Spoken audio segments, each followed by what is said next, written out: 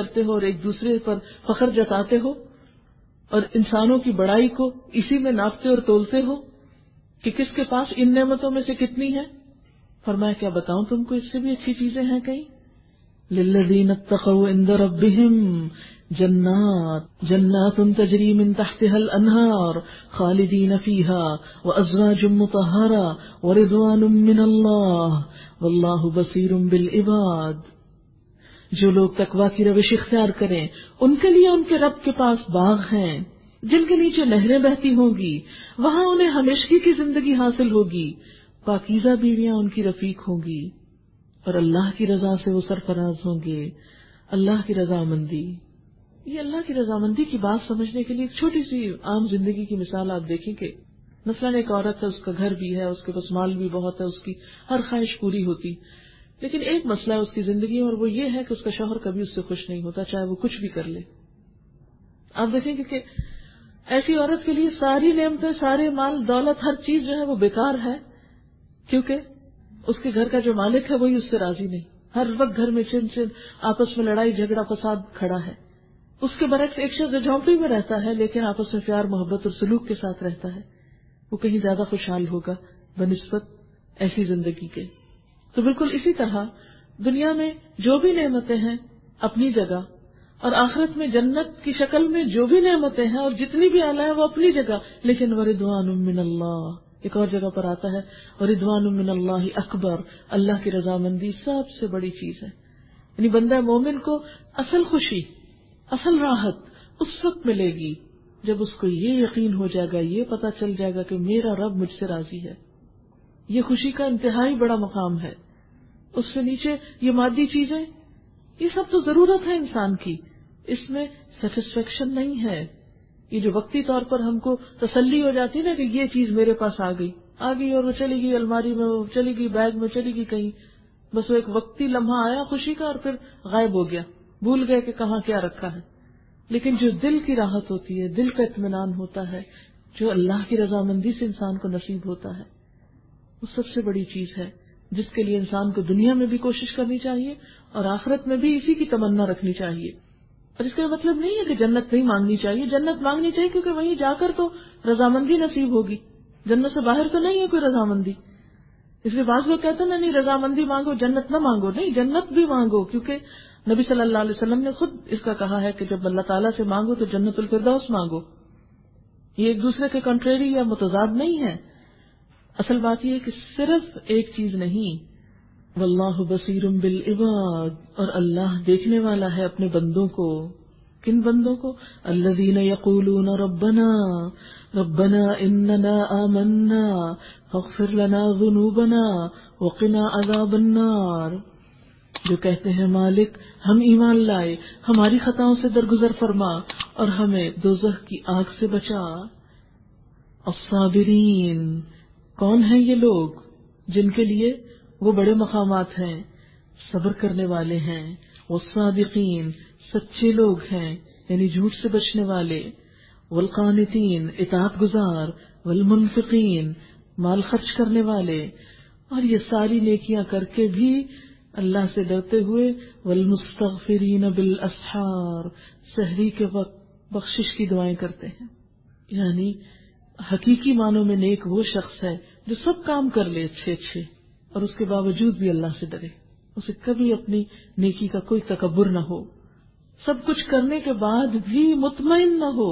والمستغفرین بالاسحار, بخشش مانگنے والے, استغفار کرنے والے, اور صرف دن کو نہیں, سحری کے وقت, رات کے پچھلے حصے میں.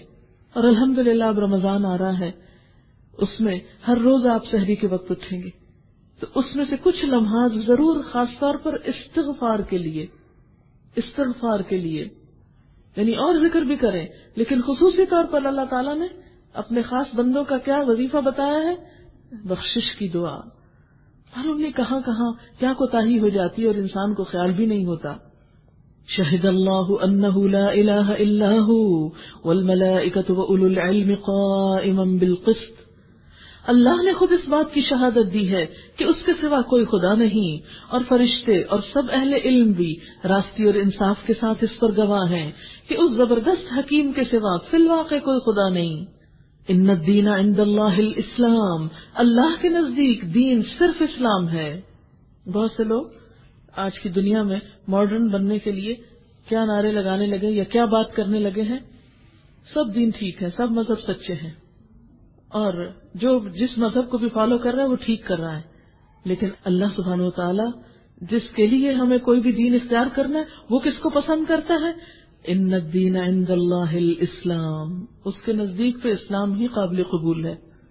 اس لیے بجائے اس کے کہ سب کو مطمئن کر دیں، کوشش اس کے لیے کریں کہ خود بھی اسلام کے سچے نمائندے بنیں، اور جن لوگوں کو ابھی تک یہ نعمت نہیں ملی ان کو بھی اس نعمت کی طرف لائیں، کیونکہ الیوم اکملت لکم دینکم واتممت علیکم نعمتی، یہ ہمارا دین ہمارے لیے ایک نعمت ہے۔ اس دین سے ہٹ کر جو مختلف طریقے ان لوگوں نے اختیار کیے جنہیں کتاب دی گئی تھی، ان کے اس طرز عمل کی کوئی وجہ اس کے سوا نہ تھی کہ انہوں نے علم آ جانے کے بعد آپس میں ایک دوسرے پر زیادتی کرنے کے لیے ایسا کیا۔ اور جو کوئی اللہ کے احکام اور ہدایات کی اطاعت سے انکار کر دے، اللہ کو اس سے حساب لیتے کچھ دیر نہیں لگتی۔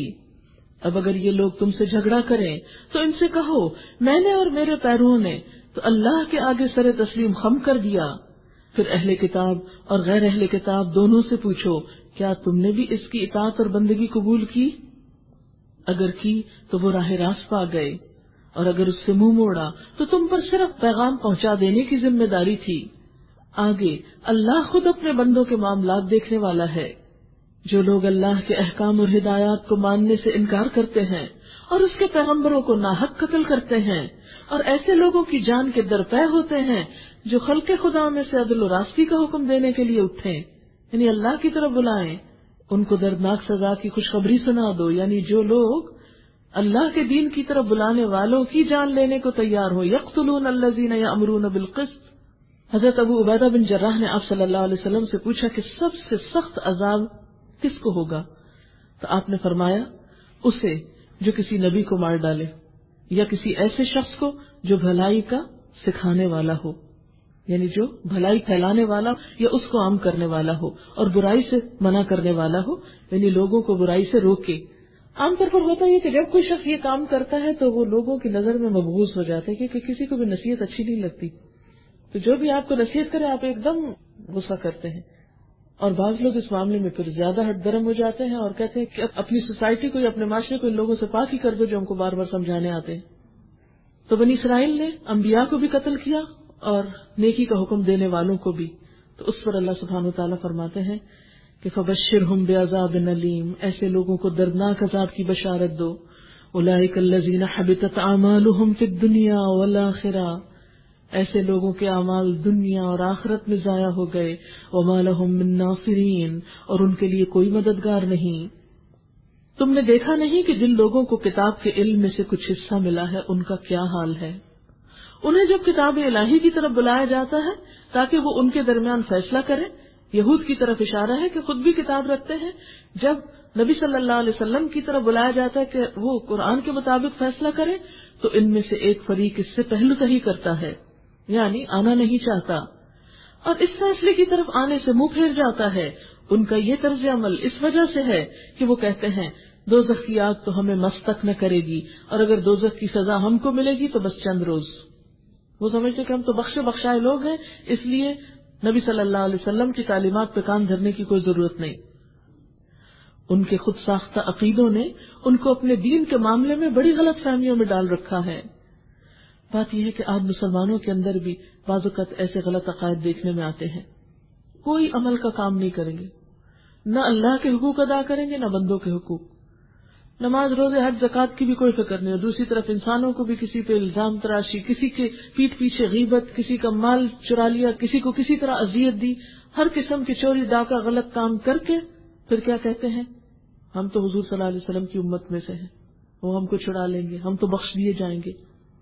فرمایا غرہم فی دینہم ما کانوا یفترون، اپنے دین کے معاملے میں ایسی غلط فہمی میں ان کی خود ساختہ باتوں نے ڈال رکھا ہے۔ یہ کہاں کہا گیا ہے کہ قیامت کے دن جنت کے دروازے کھول کر کہا جائے گا سب چور آ جائیں اور اندر چلیں، کیونکہ وہ محمد صلی اللہ علیہ وسلم کی امت میں سے تھے، سب سود خار یہاں آ جائیں اور اندر چلیں، سب غیبت کرنے والے آئیں اور جنت کے دروازے کھول دیے گئے اب ان کے لیے، سب جھوٹ بولنے والے اندر آ جائیں، کہیں لکھا ہوا یہ؟ اگر ہم یہ سمجھتے ہیں کہ غلط کاموں کا انجام بھی جنت کی صورت میں ہم کو ملے گا تو یہ ایک غلط فہمی کے سوا کچھ نہیں. پھر تو اچھا برا کرنے والے سب برابر ہو گئے. اگر دنیا کی کسی عدالت میں ایسا ظلم نہیں ہوتا تو کیا اللہ کی عدالت میں ہی ایسا ظلم ہوگا؟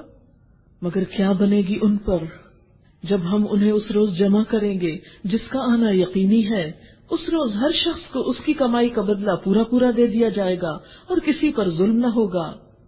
قل اللہم مالک الملک تؤتی الملک من تشاء وتنزع الملک ممن تشاء وتعز من تشاء وتذل من تشاء بیدک الخیر انک علی کل شیء قدیر. کہو خدایا ملک کے مالک تو جسے چاہے حکومت دے، جس سے چاہے چھین لے، جسے چاہے عزت بخشے، جس کو چاہے ذلیل کر دے. بھلائی تو تیرے اختیار میں ہے، بے شک تو ہر چیز پر قادر ہے. کیسا قادر؟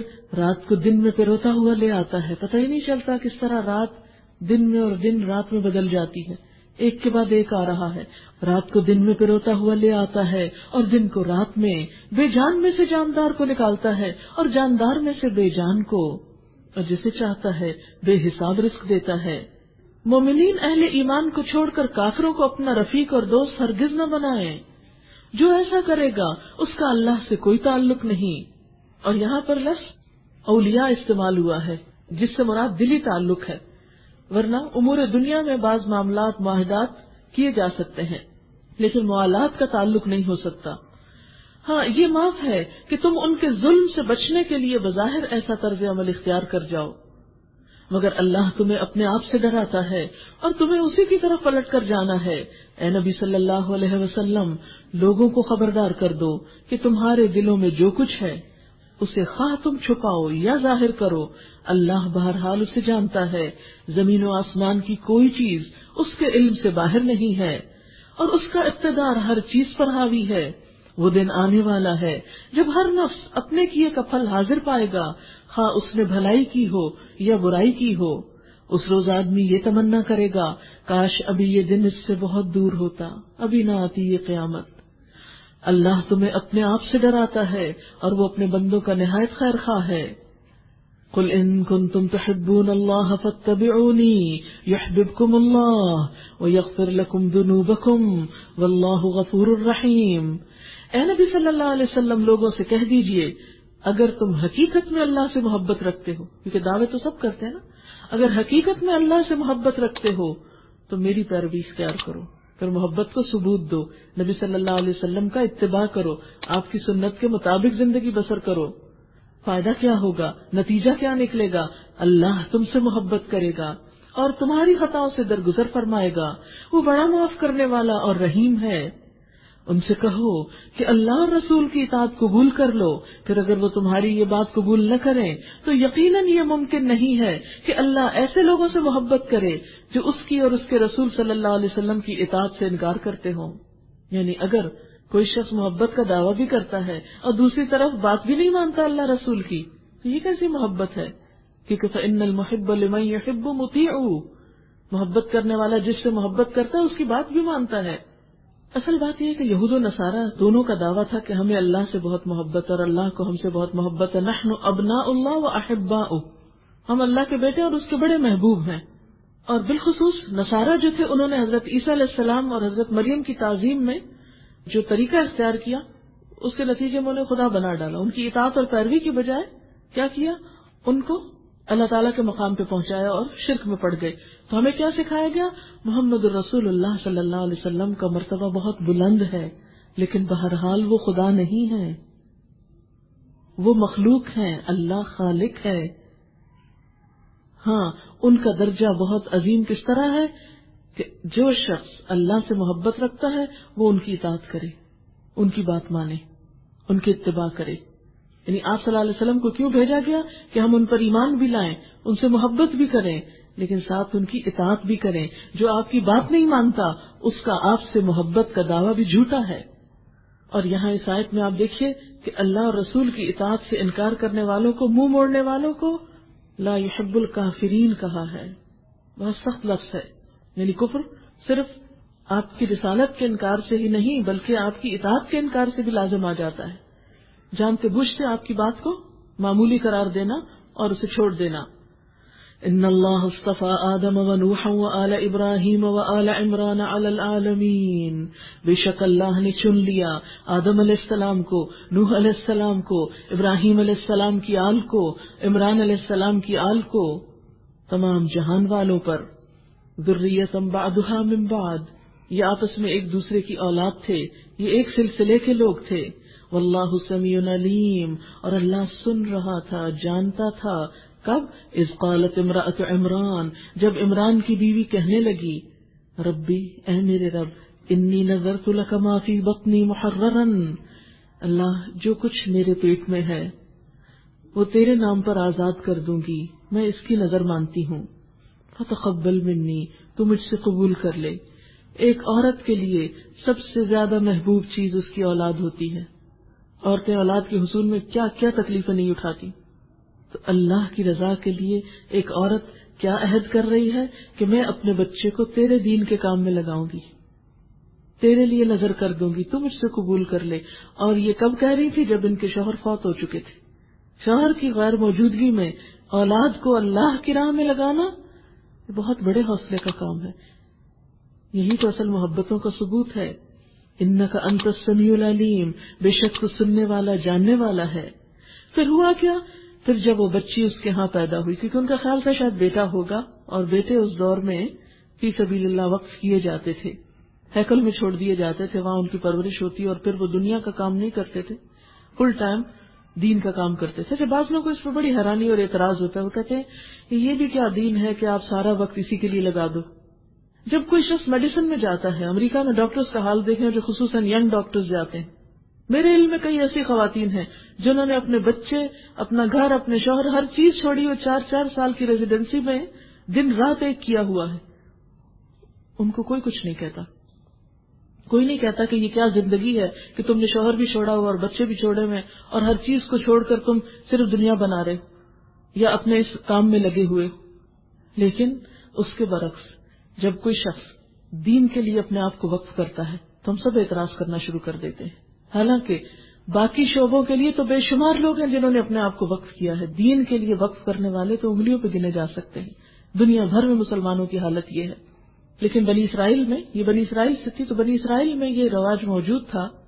وہاں پر ایسا طریقہ تھا کہ کچھ لوگ مکمل 100% دین کے کام کے لیے وقف ہو جاتے تھے، یعنی کمپلیٹلی ڈیڈیکیٹڈ لوگ ہوتے تھے وہ. تو انہوں نے کہا کہ اللہ میں اپنی اولاد کو اس کام میں لگا دوں گی، میں اس سے دنیا نہیں چاہوں گی، میرا تجھ پہ بھروسہ ہے، میں اس سے اپنی خدمت نہیں لوں گی، وہ تیرے دین کی خدمت کرے گا. اب ہوا یہ کہ بیٹی پیدا ہو گئی. کہا مالک میرے ہاں تو لڑکی پیدا ہو گئی. حالانکہ جو کچھ اس نے جنا تھا اللہ کو اس کی خبر تھی، اور لڑکا لڑکی کی طرح نہیں ہوتا. یہاں جو کام ایک لڑکی کرے گی وہ لڑکا نہیں کر سکتا. ان کو یہ فکر ہوئی شاید میری نظر قبول نہیں ہوئی اس لیے بیٹی ہو گئی. فرمایا نہیں، یہاں لڑکی ہی چاہیے. خیر میں نے اس کا نام مریم رکھ دیا ہے، اور میں اسے اور اس کی آئندہ نسل کو شیطان مردود کے فتنے سے تیری پناہ میں دیتی ہوں. آخر کار اس کے رب نے اس لڑکی کو بخوشی قبول فرما لیا، بقبول حسن، اور اسے بڑی اچھی لڑکی بنا کر اٹھایا اور زکریا علیہ السلام کو اس کا سرپرست بنا دیا. زکریا جب کبھی اس کے پاس محراب میں جاتے تو اس کے پاس کچھ نہ کچھ کھانے پینے کا سامان پاتے. پوچھتے مریم یہ تیرے پاس کہاں سے آیا؟ جواب دیتی اللہ کے پاس سے آیا ہے. اللہ جسے چاہتا ہے بے حساب رزق دیتا ہے. یعنی یہ مت سوچو کہ اگر ہماری اولاد میں سے کوئی ایک دین کے رستے پہ چل پڑا تو پھر وہ کھائے گا کہاں سے؟ اللہ اس کا بندوبست کرے گا. یہ حال دیکھ کر زکریا علیہ السلام نے اپنے رب کو پکارا. یعنی ایک عورت کی یہ کرامات دیکھ کر حضرت زکریا کو خیال ہے کہ میں بھی کیوں نہ اپنے رب سے دعا کروں. کہنے لگے پروردگار اپنی قدرت سے مجھے نیک اولاد عطا کر. رب هب لي من لدنك ذرية طيبة انك سميع الدعاء، تو ہی دعا سننے والا ہے. جواب میں فرشتوں نے آواز دی جبکہ وہ محراب میں کھڑے نماز پڑھ رہے تھے، اللہ تجھے یحییٰ کی خوشخبری دیتے ہیں، وہ اللہ کی طرف سے ایک فرمان کی تصدیق کرنے والا بن کر آئے گا. یعنی حضرت عیسیٰ علیہ السلام کی طرف اشارہ ہے. اس میں سرداری اور بزرگی کی شان ہوگی، کمال درجے کا ضابط ہوگا، نبوت سے سرفراز ہوگا، صالحین میں شمار کیا جائے گا. زکریا علیہ السلام نے کہا پروردگار بھلا میرے ہاں لڑکا کہاں سے ہوگا، میں تو بہت بوڑھا ہو چکا ہوں اور میری بیوی بانجھ ہے، یعنی بچے پیدا نہیں کر سکتی، یعنی دونوں ایک جیسے ہیں۔ جواب ملا ایسا ہی ہوگا، اللہ جو چاہتا ہے کرتا ہے۔ عرض کیا مالک پھر کوئی نشانی میرے لیے مقرر فرما دے، یعنی اور یقین چاہتے تھے۔ کہا نشانی یہ ہے کہ تم 3 دن تک لوگوں سے اشارے کے سوا کوئی بات چیت نہ کر سکو گے، اس دوران میں اپنے رب کو بہت یاد کرنا اور صبح و شام اس کی تسبیح کرتے رہنا۔ پھر وہ وقت آیا جب مریم سے فرشتوں نے آ کر کہا، اے مریم اللہ نے تجھے برگزیدہ کیا، تجھے چن لیا، تجھے پاکیزگی عطا کی اور تمام دنیا کی عورتوں پر تجھ کو ترجیح دے کر اپنی خدمت کے لیے چن لیا۔ ایک عورت کو اللہ نے چن لیا۔ اے مریم اپنے رب کی تابع فرمان بن کر رہ، اس کے آگے سر بسجود ہو، اور جو بندے اس کے حضور جھکنے والے ہیں ان کے ساتھ تو بھی جھک جا، کیونکہ ہیکل میں تھی، وہاں کی باجماعت نماز پہ شریک ہونے کا حکم دیا جا رہا ہے۔ وَارْكَعِي مَعَ الرَّاكِعِينَ ذَلِكَ مِنْ أَنْبَاءِ الْغَيْبِ نُوحِيهِ إِلَيْكَ۔ اے محمد صلی اللہ علیہ وسلم یہ غیب کی خبریں ہیں جو ہم تم کو وحی کے ذریعے سے بتا رہے ہیں، ورنہ تم اس وقت وہاں موجود نہ تھے، حاضر و ناظر نہ تھے جب ہیکل کے خادم یہ فیصلہ کرنے کے لیے کہ مریم کا سرپرست کون ہو اپنے اپنے قلم پھینک رہے تھے، یعنی قرعہ اندازی کر رہے تھے، اور نہ تم اس وقت حاضر تھے جب ان کے درمیان جھگڑا برپا تھا، کس بات پہ کہ کون مریم کی کفالت کرے گا۔ تفسیر کی روایات میں آتا ہے کہ حضرت مریم کی والدہ جو تھی ان کی پیدائش کے بعد جب ان کو ہیکل لے کر گئیں تو کوئی ان کو لینے پہ تیار نہیں تھا کہ یہ لڑکی کو ہم کہاں رکھیں گے، یہ کیسے وقف ہو سکتی، کیونکہ اس سے پہلے تو کبھی ایسا ہوا ہی نہیں۔ تو اس پر انہوں نے اپنے چند خوابوں کا ذکر کیا جن کو سننے کے بعد پھر ہر ایک کی تمنا یہ تھی کہ اس بچی کی پرورش میں کروں تاکہ دین کی خدمت کا جو کام ہے وہ میرے حصے میں آئے، مجھے اجر و ثواب ملے۔ اس پر جب فیصلہ نہیں ہو رہا تھا تو پھر قرہ اندازی کی گئی اور قرہ حضرت زکریا کے نام نکلا، پھر وہ ان کے کفیل مقرر ہوئے۔ اور جب فرشتوں نے کہا اے مریم اللہ تجھے اپنے ایک فرمان کی خوشخبری دیتا ہے، اس کا نام مسیح عیسیٰ ابن مریم ہوگا علیہ السلام، دنیا اور آخرت میں معزز ہوگا، اللہ کے مقرب بندوں میں شمار کیا جائے گا، لوگوں سے گہوارے میں بھی کلام کرے گا اور بڑی عمر کو پہنچ کر بھی، اور وہ ایک مرد صالح ہوگا۔ یہ سن کر مریم بولی پروردگار میرے ہاں بچہ کہاں سے ہوگا، مجھے تو کسی شخص نے ہاتھ تک نہیں لگایا۔ جواب ملا ایسا ہی ہوگا، اللہ جو چاہتا ہے پیدا کرتا ہے، وہ جب کسی کام کے کرنے کا فیصلہ فرماتا ہے تو بس کہتا ہے کہ ہو جا اور وہ ہو جاتا ہے، اور اللہ اسے کتاب اور حکمت کی تعلیم دے گا، تورات اور انجیل کا علم سکھائے گا اور بنی اسرائیل کی طرف رسول مقرر کرے گا۔ یعنی عیسیٰ علیہ السلام بنی اسرائیل میں بھیجے گئے تھے، اب عیسیٰ علیہ السلام آ چکے، کہتے ہیں میں تمہارے رب کی طرف سے تمہارے پاس نشانی لے کر آیا ہوں، میں تمہارے سامنے مٹی سے پرندے کی صورت کا ایک مجسمہ بناتا ہوں اور اس میں پھونک مارتا ہوں اور وہ اللہ کے حکم سے پرندہ بن جاتا ہے، میں اللہ کے حکم سے مادرزاد اندھے یعنی پیدائشی اندھے اور کوڑھی کو اچھا کرتا ہوں اور مردے کو زندہ کرتا ہوں، میں تمہیں بتاتا ہوں کہ تم کیا کھاتے ہو اور کیا اپنے گھروں میں ذخیرہ کر کے رکھتے ہو۔ یہ سب کچھ وہ اللہ کے اذن سے، اللہ کے حکم سے بتاتے تھے اور کرتے تھے۔ اس میں تمہارے لیے کافی نشانی ہے اگر تم ایمان لانے والے ہو، اور میں اس تعلیم و ہدایت کی تصدیق کرنے والا بن کر آیا ہوں جو تورات میں سے اس وقت میرے زمانے میں موجود ہے۔ یعنی عیسیٰ علیہ السلام نے حضرت موسیٰ علیہ السلام کی تعلیمات کی تصدیق کی، قوم کو بھی یہی سکھایا، لیکن بعد میں قوم نے کیا کیا کہ وہ آپس میں اختلافات کا شکار ہو گئے۔ اور اس لیے آیا ہوں کہ تمہارے لیے بعض ان چیزوں کو حلال کر دوں جو تم پر حرام کر دی گئیں، دیکھو میں تمہارے رب کی طرف سے تمہارے پاس نشانی لے کر آیا ہوں، لہذا اللہ سے ڈرو اور میری اطاعت کرو، یعنی مجھ سے نہیں ڈرو، ڈرو اللہ سے، میری بس بات مانو، جو بتاتا ہوں اس پر عمل کرو۔ ان اللہ ربی و ربکم فاعبدوہ ھذا صراط مستقیم، اللہ میرا رب بھی ہے اور تمہارا رب بھی، لہذا تم اسی کی بندگی اختیار کرو، یہی سیدھا راستہ ہے۔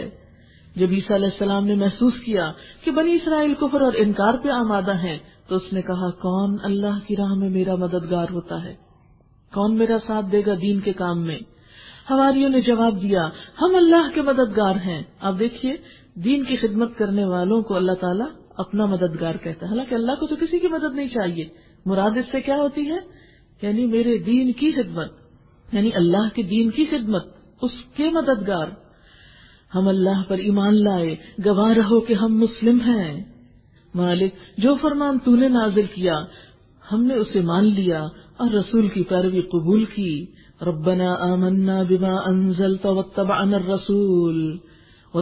الرسول فاکتبنا مع الشاہدین. ہمارا نام گواہی دینے والوں میں لکھ دے. اشارہ ہے صحابہ کرام کی طرف. پھر بنی اسرائیل خفیہ تدبیریں کرنے لگے. کس کی؟ عیسیٰ علیہ السلام کو ختم کرنے کی، کیونکہ انہیں ان کی نصیحت اچھی نہ لگی. جواب میں اللہ نے بھی اپنی خفیہ تدبیر کی، اور ایسی تدبیروں میں اللہ سب سے بڑھ کر ہے. اور کیا تھی اللہ کی خفیہ تدبیر؟ جب اس نے کہا کہ اے عیسیٰ اب میں تجھے واپس لے لوں گا اور تجھ کو اپنی طرف اٹھا لوں گا، اور جنہوں نے تیرا انکار کیا ہے ان سے تجھے پاک کر دوں گا، اور تیری پیروی کرنے والوں کو قیامت تک ان لوگوں پر بالادست رکھوں گا جنہوں نے تیرا انکار کیا. یعنی یہود کے مقابلے میں تیرے ماننے والے زیادہ ہوں گے، بالادست ہوں گے. یہود نے انکار کیا تھا نا، اور کچھ لوگوں نے مانا اور آپ کا ساتھ دیا جنہیں نصارہ کہا گیا، اور پھر قیامت تک نصارہ جو ہے وہ تعداد میں اور غلبے کے اعتبار سے آپ کا انکار کرنے والوں پر بھاری ہوں گے. اور ویسے مسلمان بھی جو حضرت عیسیٰ علیہ السلام کو مانتے ہیں، تو اگر نصارہ کے ساتھ مسلمانوں کو جمع کر لیا جائے تو حضرت عیسیٰ علیہ السلام کے ماننے والے آج بھی دنیا میں آپ کا انکار کرنے والوں سے کہیں زیادہ بڑھ کر ہیں. پھر تم سب کو آخر کار میرے پاس آنا ہے.